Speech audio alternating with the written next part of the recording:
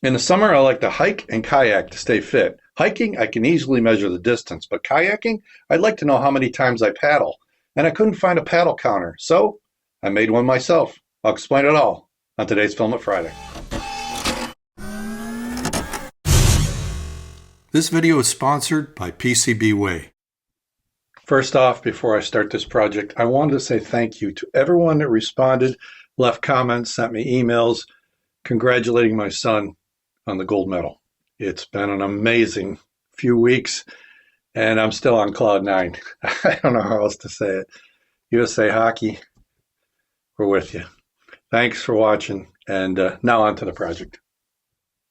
I searched around for something. The only thing I found was a really expensive unit, like $225, but it communicated with your phone and gave you all kinds of data, which is something I didn't want. I didn't want to tie my phone into it. I wanted a standalone unit like what you would find years ago. You could clip on your belt a little pedometer, and it would sense vibration. Every time you stepped, it knew you traveled one step about 2.5 feet, and it would then tell you how far you've traveled. You can still buy these things on Amazon, and I could even build it. In my book, Programming Picks and Basic, that I wrote years ago, I've got a chapter on vibration sensors, how to sense vibration, which is basically the same thing. And I could use that circuit, put an LCD on it, and build my own. And if you're looking to do something like that and you're not into electronics, you can go to PCBWay.com. They can do the whole design. I mean, they can do the schematic, the board layout, the firmware development or software development if you need it, algorithm development, and they'll even do the 3D printing enclosure. And don't forget that you can always get 10 boards for $5.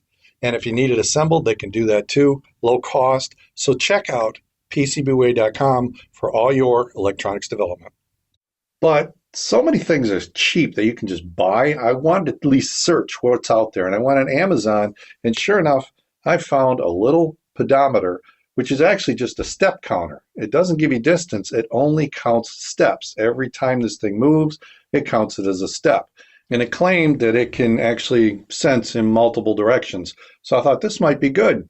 And it was only $11, and I could get it the next day, shipped to me via Prime. So I got one, and then I decided to just try it out by putting it on a paddle and just hold it in place with a couple of rubber bands. I offset it from the center, and this thing seemed to be working fine. It was counting every paddle. And also, when you pause, it lets you read the number, and then it does an increment for like 10 more steps. It's counting, but it doesn't display those extra 10 steps or paddles. And then once I hit 10, it went to 45, and then it counts every one.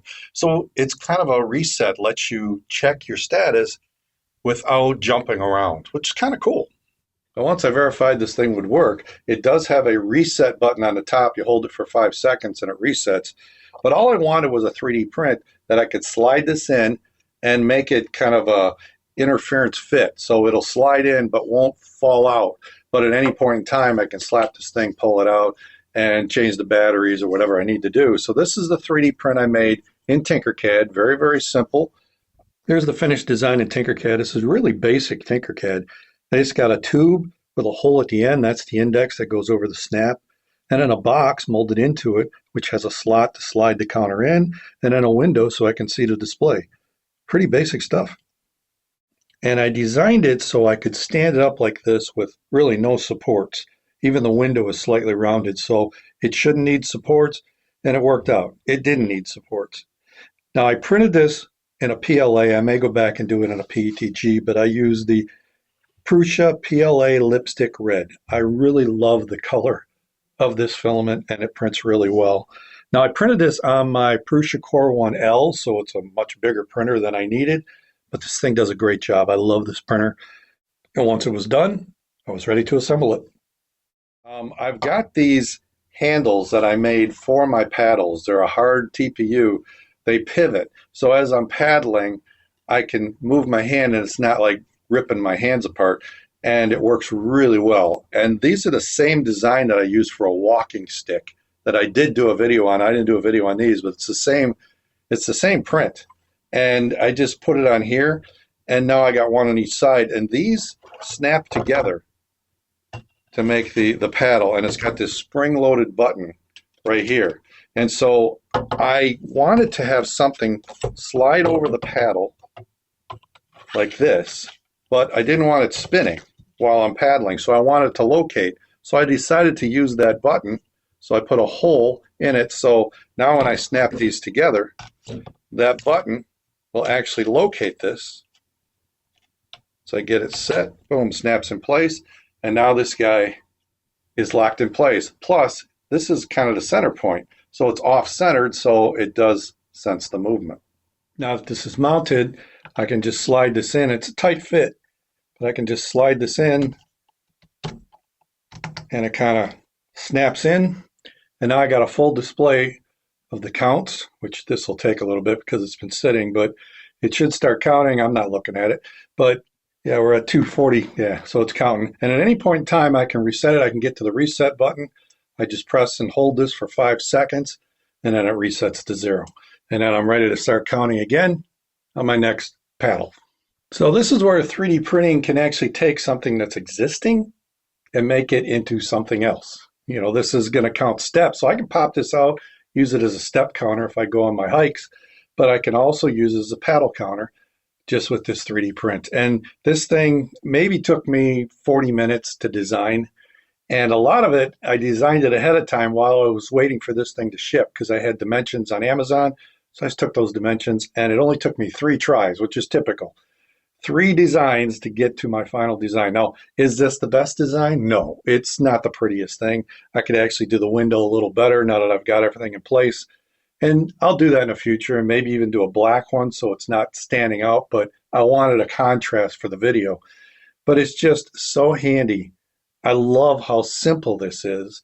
And for $10, $11, it's just incredible. I couldn't build something this good for less than that. I'm happy with it. Maybe I'll design something more custom in the future. This is maybe step 1 of what I'll do. I don't know what that would be, but it's just, I love it. I absolutely love how well this turned out and how easy it was to put together and how useful it will be this summer. Once I get warmer weather, I can take it out and try it. Right now, it's going to sit on 3D printed brackets that I showed in a previous video. Until this thing's ready. So they said the battery life on these is quite long, so I don't have to worry about replacing the battery a lot, but this will get used. It'll get used a lot this summer, and I don't know, hopefully it'll help my health, and I'll know how many, when I go to the doctor, I can say how many paddles I've actually done on my kayak. If it's something you're interested in, let me know in the comments below, and what do you think of this idea in general? I'd love to get your thoughts.